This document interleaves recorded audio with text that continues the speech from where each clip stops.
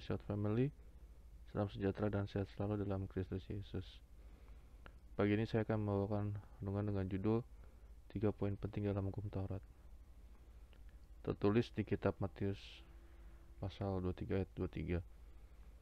Celakalah kamu, hai ahli Taurat dan orang-orang Farisi, hai kamu orang-orang munafik, sebab persepuluhan dari selasi, adas manis, dan jintan kamu bayar. Tapi yang terpenting dalam hukum Taurat kamu abaikan, yaitu keadilan dan belas kasihan dan kesetiaan. Yang satu harus dilakukan dan yang lain jangan diabaikan. Di sini saya membahas tentang poin terpenting dalam hukum Taurat. Poin yang pertama, dimulai dengan satu, keadilan. Berbicara keadilan di kehidupan kita, bisa kita lihat dan kita terapkan dalam keluarga. Ketika saat kita menjadi orang tua, kita harus adil, memberikan keadilan pada anak kita, tidak membedakan anak-anak kita.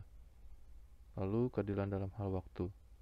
Bagaimana kita bisa membagi waktu kita untuk Tuhan, bagi waktu kita untuk keluarga dan untuk pekerjaan kita. Kita harus bisa membaginya dengan adil. Poin nomor 2 yaitu belas kasihan. Belas kasihan itu sama dengan mengasihi.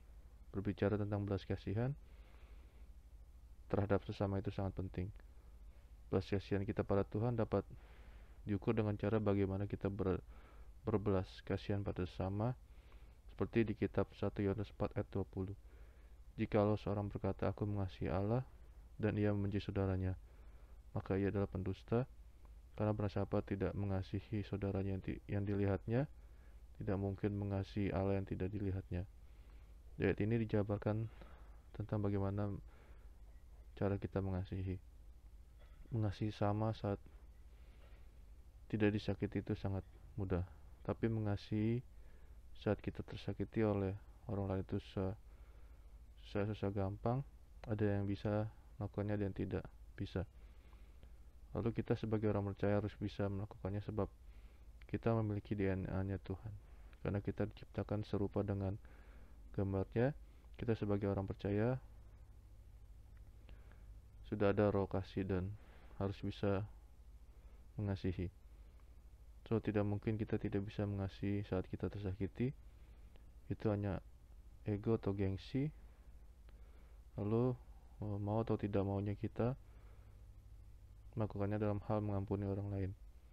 Kebanyakan mereka tidak mau memaafkan terlebih dahulu, atau orang yang menyakiti orang lain tidak sadar sudah membuat orang tersebut tersakiti baik dalam perbuatan maupun dalam perkataan mereka. Contoh lain yaitu saat anak menyakiti hati orang tua, pasti orang tua akan tetap mengasihi anak tersebut. Seperti kisah anak sulung yang meminta harta warisan pada orang tuanya dan anak tersebut meninggalkan orang tuanya. Begitu saja. Orang tua tersebut tetap mengasihi anak sulung tersebut.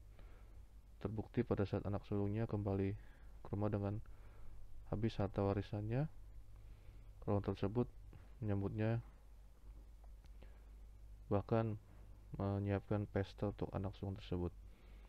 Poin yang ketiga itu kesetiaan. Dalam hal kesetiaan kita pada Tuhan kita, yaitu kita tetap setia menantikan kedatangan Tuhan yang kedua kali, seperti gadis-gadis yang bijaksana menantikan Tuhan dengan setia, selalu prepare untuk bahan bakar lampunya. Kita pun setia menjaga kesetiaan iman kita pada Tuhan. Kesetiaan pada sesama, contohnya terhadap pasangan kita dalam kondisi apapun, kita tetap setia menjaga dan mengasihi. Sekian renungan pagi ini.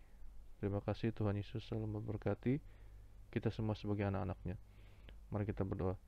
Terima kasih Tuhan, pagi ini kami datang di hadapan-Mu ucap syukur buat segala sesuatu yang Kau sediakan bagi kami, untuk setiap berkat firman yang selalu kami dengar dan jadikannya rema dalam kehidupan kami, dan biarlah itu firman-Mu itu menjadi sikap hidup kami sebagai orang-orang percaya yang taat pada firman-Mu.